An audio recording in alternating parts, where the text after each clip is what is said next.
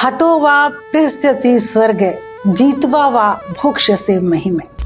यह है भगवद गीता का अध्याय 2 का 37 श्लोक। इसमें कि भगवान कृष्ण अर्जुन से कह रहे हैं कि हे अर्जुन, हतो वा पृष्यसि स्वर्ग, अगर तुम मारे जाते हो तो तुम्हें स्वर्ग मिलेगा।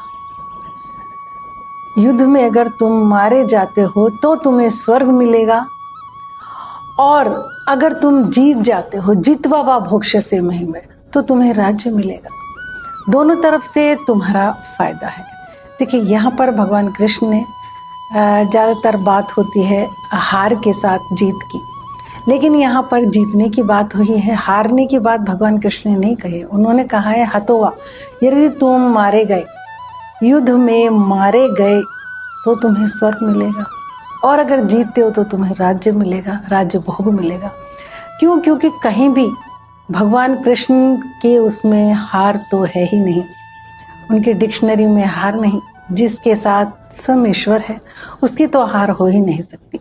और वैसे भी अर्जुन इतना अपनी विद्या में जो उसको आती थी उसमें इतना एक्सपर्ट था कि वो मर तो जाता लेकिन हारता नहीं। इसलिए भगवान कृष्ण ने कहा, इसमें एक जो गुप्त संदेश यही है कि जिसके साथ श्री कृष्ण है, ईश्वर है, उसकी हार तो हो ही नहीं सकती। जीतवा वा भोक्ष्यसे महिमे। लेकिन फिर भी भगवान कृष्ण उसको ये समझा रहे हैं कि तुम्हारा दोनों तरफ से कितना फायदा है। या तो तुम्हें स्वर्ग मिलेगा, मारे गए तो स्वर्ग मिलेगा, यानी तुम्हारा ये अगला लोक भी सुधरेगा, और अगर तुम जीत गए तो तुम राज्य भोगोगे, ये लोक भी सुधरेगा, और दुनिया तुम्हें जो अच्छा कहेगी, तुम्हारी तारीफ करेगी, बहादुर कहेगी, कर्तव्य के लिए लड़े ये कहेगी, वो बात दूसरी। तस्तात् उत्तिष्ठ कौन्तेय युद्धाय कृत निश्चय। इसलिए कौन्तेय उठो, क्योंकि अर्जुन जो है वो बैठ गया था रथ के पीछे, उसने कहा उठो। उत्तिष्ठ शब्द बार बार आया है भगवद गीता में। उठो, युद्धाय कृत निश्चय, और तभी उठना है जब युद्ध का तुम निश्चय कर लो। युद्ध के लिए, युद्ध है चतुर्थी विभक्ति, युद्ध के लिए जब तुम निश्चय कर लो तुम तभी उठना। कृत निश्चय, कौन्तेय जो शब्द बार बार बोला है भगवान कृष्ण ने अर्जुन को, तो अर्जुन को याद दिलवाया है कि तुम कुंती के पुत्र हो।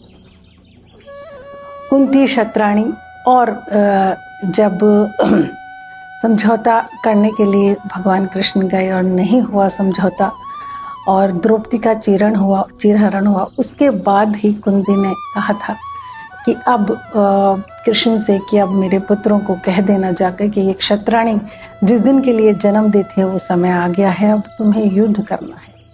तो वो बार बार कौन्तेय कहकर यही बताना चाहते हैं, जैसे कोई इंसान कहता है कि तुमने अपने पिता के पुत्र हो या अपनी माँ का दूध पिया है तो जो है तुम ये काम करो।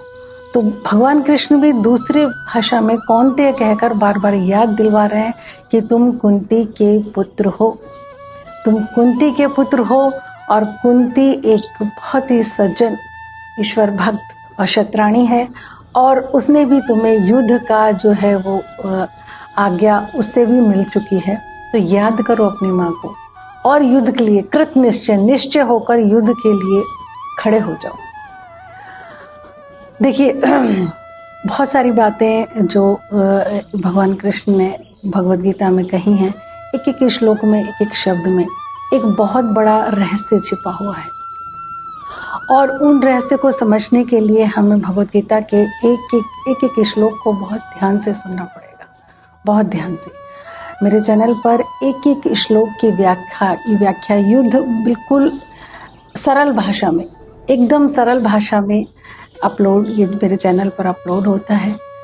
तो आप किसी भी वीडियो को आप मिस ना करें। अगर आप अपनी लाइफ में सच में लाइफ को बदलना चाहते हैं, और हर तरीके सब कुछ कर चुके हैं लेकिन लाइफ में कोई परिवर्तन नहीं, जिंदगी एक कोल्हू के बैल की तरह है, कोई नए विचार नहीं, कोई उत्साह नहीं, उमंग नहीं, उन्हीं चीज़ों से, समस्याओं से लड़ रहे हैं, तो भगवद गीता आपको ज़रूर पढ़नी चाहिए।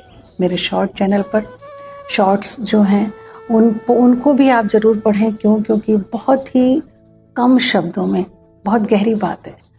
मेरी हर वीडियो में भगवत गीता की बहुत कम और सरल शब्दों में बहुत ही गहरी बात कही गई है। तो भगवान कृष्ण यही कह रहे हैं अर्जुन से कि हे अर्जुन, तुम नहीं भी रहे तो शहीद होगे, दुनिया तुम्हें याद करेगी और स्वर्ग भी मिलेगा। दोनों तरफ से तुम्हारा फायदा ही फायदा है।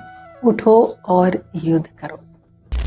देखिए, मेरा जो दूसरा चैनल है आशा लाइफ कोच के नाम से, जो लोग भी रेकी सीखना चाहें, आध्यात्म में अपने सातों चक्रों के बारे में या चक्रा थेरेपी सीखना चाहते हैं, ज्ञान जानना चाहते हैं, अपनी बीमारियों को अपनी आत्मिक शक्ति से स्वयं ठीक करना चाहते हैं, तो मेरे दूसरे चैनल को भी आप ज़रूर सब्सक्राइब करें। उस पर बहुत सारे वीडियोस हैं। रेकी सीखें, हीलिंग सीखें, किस तरीके से हम अपनी ही हीलिंग पावर से, अपनी आत्मिक शक्ति से कैसे अपनी बीमारियों को ही नहीं, अपनी हर समस्या को दूर कर सकते हैं। तो जिन लोगों को भी मेरी वीडियोस पसंद आ रही हैं, प्लीज़ वो लाइक और शेयर ज़रूर करें। नमस्ते।